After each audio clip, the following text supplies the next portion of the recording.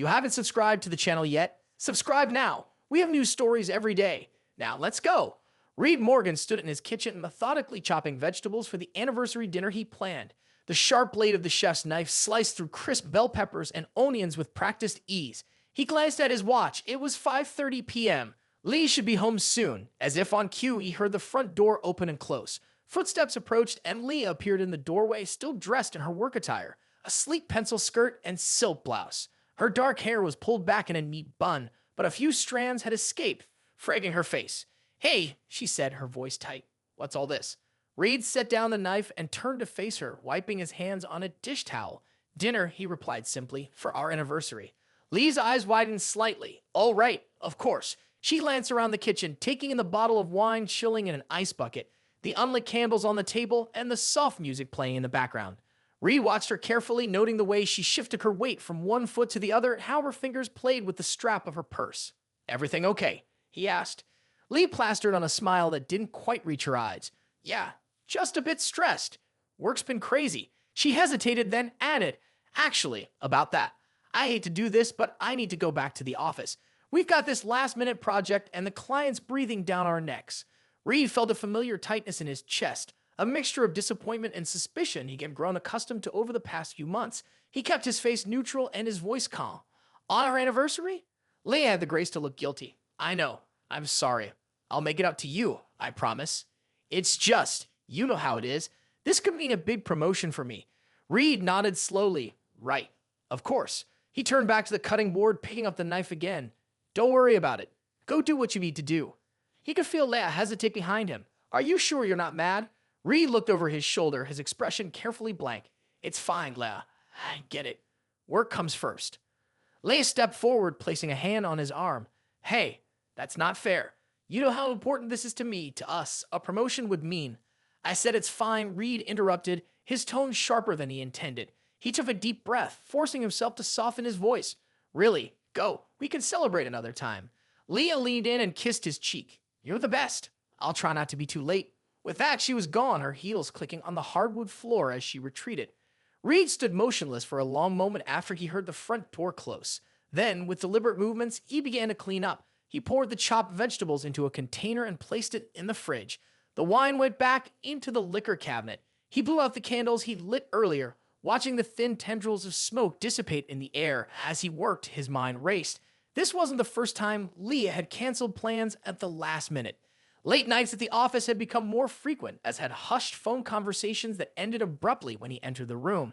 He tried to ignore the signs to give her the benefit of the doubt, but doubt was a persistent thing, gnawing at the edges of his mind. Reed glanced at the clock. It was 6:15 p.m. He made a decision. Grabbing his keys, he headed out to his car. The streets of Chicago were busy with evening traffic as Reed navigated towards the financial district where Leah worked. He parked a block away from her office building and waited, his eyes fixed on the entrance. Minutes ticked by, stretching into an hour. Reed's fingers drummed restlessly on the steering wheel. Just as he was about to give up and head home, he saw her. Leah emerged from the building, but she wasn't alone. A tall man with sandy blonde hair walked beside her, his hand resting casually on the small of her back. Reed recognized him immediately as Connor Bennett, the graphic designer from Leah's office. He'd met Connor at a company party once and had noted the way his eyes lingered on Leah a bit too long. At the time, Reed had brushed it off as harmless flirtation.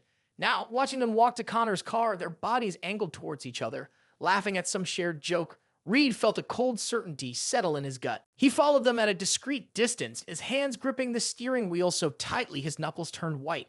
They didn't head towards Leah's office or any of the nearby restaurants. Instead, Connor's car wound its way through the city until it pulled up outside a familiar bar, the Rusty Nail, Connor's favorite haunt. Reed parked across the street, his mind racing. He could confront them now, storm into the bar, and demand answers, but something held him back. A cold, calculating part of him whispered to wait to gather more evidence to make absolutely sure before he acted. So he waited, watching the entrance of the bar through the large front window. He could see Lee and Connor seated at a corner table. They were leaning close, their hands intertwined on the table. As Reed watched, Connor reached up to tuck a strand of hair behind Lee's ear, his touch lingering on her cheek. The sight sent a jolt of pain through Reed's chest, quickly followed by a wave of icy rage. He gripped the steering wheel tighter, his breath coming in short, sharp bursts. He forced himself to stay put, to keep watching. Hours passed. The bar began to empty as the night wore on. Finally, just after midnight, Leah and Connor emerged. They were slightly unsteady on their feet, leaning into each other as they walked to Connor's car.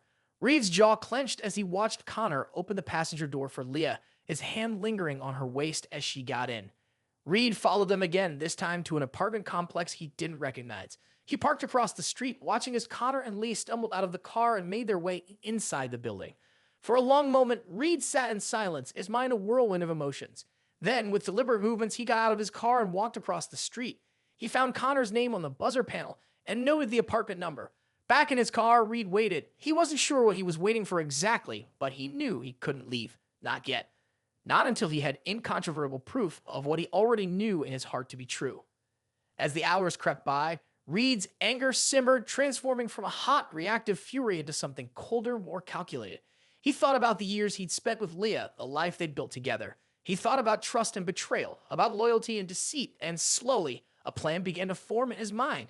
The sky was just beginning to lighten with the first hints of dawn when movement in one of the apartment windows caught Reed's attention. He saw them clearly, Lee and Connor, wrapped in each other's arms, kissing passionately. The sight should have hurt. It should have torn him apart. Instead, Reed felt oddly calm, almost detached. With steady hands, he turned on his car's headlights, aiming them directly at Connor's window. The bright beams cut through the early morning darkness, illuminating the scene inside like a spotlight. Reed watched as Lee and Connor broke apart, startled by the sudden light. He saw the moment of confusion on their faces, followed quickly by panic as they rushed to the window. And then finally, he saw the horror dawn in Lee's eyes as she recognized his car. For a long moment, Reed held her gaze. He didn't yell, didn't gesticulate wildly. He simply stared, his face a mask of cold fury. Then, without a word, he put his car in gear and drove away, leaving Leah and Connor frozen in the window, bathed in the harsh glare of his headlights. Reed drove aimlessly for a while, his mind oddly quiet. The city was just beginning to wake up around him, with early morning joggers and dog walkers populating the sidewalks. Eventually, he found himself pulling up outside a familiar bar at the Grindstone, owned by his best friend, Nate. The closed sign was still hanging in the window, but Reed knew Nate would be inside prepping for the day. He knocked on the door, 3 sharp raps that echoed in the quiet street. A moment later, Nate appeared, his expression changing from annoyance to concern as he recognized Reed. He quickly unlocked the door. "Reed, what are you doing here so early? You look like hell, man." Reed stepped inside, the familiar smell of stale beer and wood polish wrapping around him like a comforting blanket. "I need a drink," he said simply. Nate raised an eyebrow, but didn't argue. He locked the door behind Reed and moved behind the bar, pulling out a bottle of top-shelf whiskey and 2 glasses. "All right, talk to me. What's going on?" Reed settled onto a bar stool. Accepting the glass, Nate slid towards him. He took a long sip, letting the burn of the alcohol ground him. Then, in a voice devoid of emotion, he began to speak. He told Nate everything: the canceled anniversary dinner, his suspicions following Leah and Connor, the long night of waiting, and finally, the damning scene in the apartment window. Nate listened silently, refilling their glasses when needed, his face growing darker with each new detail. When Reed finished, Nate let out a low whistle. "Jesus, Reed, I'm so sorry, man. What are you going to do?" Reed took another sip of his whiskey, his eyes cold and determined. "I'm not going to forgive," he said, his voice like ice. "I'm going to ruin them." Nate nodded slowly, understanding the depth of Reed's pain and the intensity of his resolve. He raised his glass in a simple toast. "To payback," he said solemnly. A small, dangerous smirk played at the corners of Reed's mouth as he clinked his glass against Nate's. "To payback," he echoed, his mind already racing with plans for revenge. Reed rose early the next morning, his mind clear despite the sleepless night. He decided not to return to the house he had shared with Carmen. Instead, he stayed at his friend Zane's place where he could quietly plan his actions. His heart boiled with anger and pain, but its face remained impassive. No longer would he allow emotions to dictate his course. Reed began by gathering as much evidence as he could about Carmen and Shane's affair. He enlisted Lila, a colleague from HR at Carmen's company, who also harbored disdain for dishonesty and infidelity. Lila provided Reed with a USB drive containing emails, meeting logs, and even photographs that confirmed the affair. These materials became not only evidence of betrayal, but also a weapon for Reed. Using the information from the drive, Reed filed anonymous complaints with the Human Resources Department of Carmen's company. He exposed their affair to their colleagues and superiors, turning Carmen from a promising employee into someone whose personal decisions threatened professional relationships. Shane, known for his charm and audacity, saw his reputation crumble and faced disciplinary action for ethical violations. Carmen soon realized her professional life was falling apart. Colleagues distanced themselves, her superiors scrutinized her every move, and work became a daily ordeal. When she tried to speak with Reed, he met her with cold indifference, leaving her in tears. Shane, having lost his career and enduring mockery and disdain, shifted all blame onto Carmen. He publicly accused her of being the reason for their downfall. What once felt like a thrilling affair became shackles, pulling them both deeper into despair. Before long, they stopped speaking altogether. Reed watched it all unfold from a distance. His goal was not only to dismantle their lives, but to see their relationship unravel. He knew revenge would not restore the lost years or mend his broken trust, but it helped cleanse his soul of the poison of betrayal. A few months later, Reed received a promotion at work.